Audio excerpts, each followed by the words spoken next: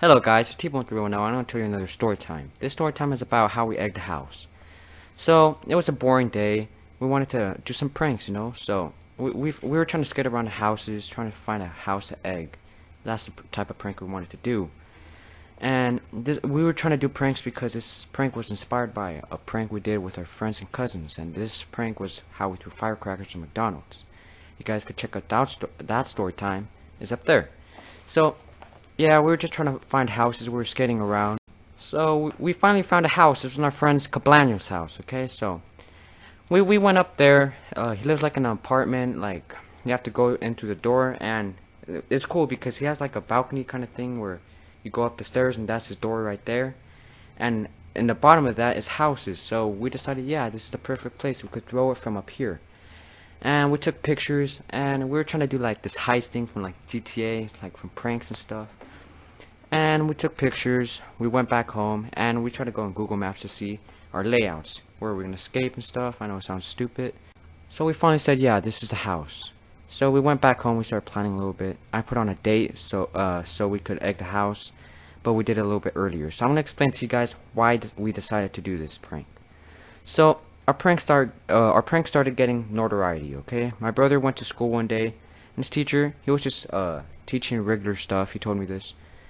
And his teacher said, have you guys heard about a liquor store? Like, there's somebody threw stink bombs in there. And my brother got kind of scared, but also excited. And it was cool because, we started getting notoriety, okay? So, this is how basically that story went on. So we bought these stink bombs. And how these stink bombs work, and they're like packages, okay? So you have to squish it. And it basically mix up all the things that's inside. And it really stinks. Like, it smells like farts and eggs, okay? So we threw it close to the neighbor's house, like probably in the street, and where the neighbor lives is like probably 2 houses or 3 houses down. We popped it right there, and we went back home. And it still smelled from where we live, so we know those stink bombs really stink. So we brought about 10 stink bombs with us, and we skated to this liquor store, right? And we went with ski masks, and it's probably not a good idea to go with those masks because, come on, they probably think we're gonna rob them, and I don't want them to think that at all. We just wanted to throw a couple stink bombs in there, so we did. We threw about 6, and they threw 1 out, so I'll call it 5 stink bombs in there, and they all popped, and we ran. And we ran to Cablaño's house because that's the place to go when you do pranks. So that's how that story time happened. That's the reason why we want to do this one. So it was getting late at night. We went to our local 7-Eleven and we bought the eggs. It started to turn nighttime already. So we went over there to where Cablaño lived, and we're trying to look for houses because his house was locked. The door to the entrance to his apartment was locked.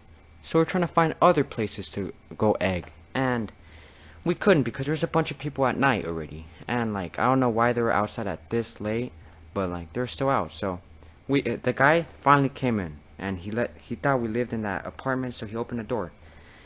And we finally went in, and we were kind of scared but excited at the same time. So we skated over there. We were looking around, trying to find if there's cameras, but there's no cameras, not even pointing at the direction we were in.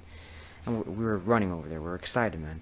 And we went up the stairs. We went to the balcony place we're talking about next to his house, and we took out the eggs from our backpack. So at this point we were really excited. We were like, yes, we're gonna do this. And we put the eggs in the floor.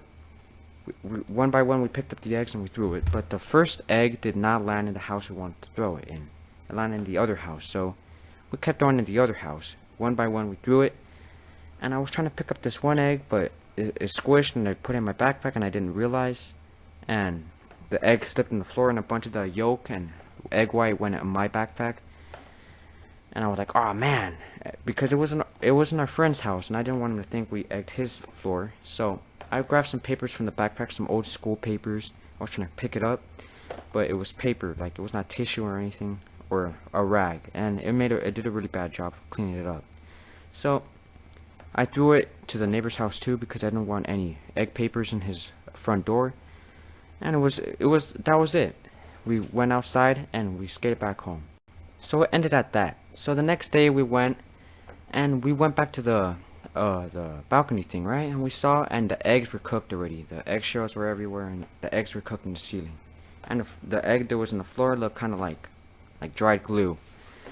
And we were like, wow. So we try to peek our heads out, try to see if there's anybody there to see like what we did, right? And there's this lady, and she was just looking, and she looked really mad. And she looked at the apartment we were in, right? And she looked right there, and she saw my brother's head peeking out because he has like curly hair, right? And she saw a piece of it, and like, you kids better not be the one that's throwing the eggs in my house. And my brother said, bounce, and we bounced. And yeah, that was crazy, guys. Subscribe to the channel if you're new, and like the video if you enjoyed the video.